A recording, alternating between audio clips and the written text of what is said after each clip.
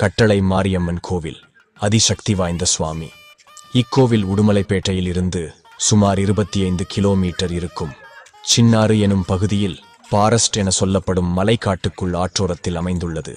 இந்த ஆற்று நீரில் எலுமிச்சம் பழம் தலைக்கு தேய்த்து குளித்துவிட்டு அங்கு தேங்காய், பழம், பூ, எலுமிச்சை பூஜை ஜாமான்கள் கிடைக்கும். முதலில் ஆற்றோரத்தில் உள்ள புற்று அம்மனை வணங்கிவிட்டு அருகில் பாறை மீது கட்டளை மாரியம்மன் சுயம்பு வடிவில் அமைந்துள்ளது. கோவில் முன்புறமாக வேல் உள்ளது. உங்கள் கோரிக்கை என்னவோ அதை நினைத்து எலுமிச்சம் பழத்தை அந்த வேலில் குத்திவிட்டு பின்னர் தொழில் தடையா, திருமண தடையா, உடல் நலம் சரியில்லையா, கோவிலில் உள்ள பூசாரியிடம் சென்று கூறுங்கள். பூஜை செய்து பிரசாதம் தரும் பொழுது நாம் என்ன செய்ய வேண்டும் என்பதை பூசாரி கூறுவார். அதை கடைபிடித்து வந்தால் விரைவில் நம் பிரச்சனை தீரும். இக்கோவிலுக்கு ஒருமுறை சென்று வாருங்கள். கட்டளை மாரியம்மன் அருள் பெறுங்கள். வாழ்க வளமுடன்.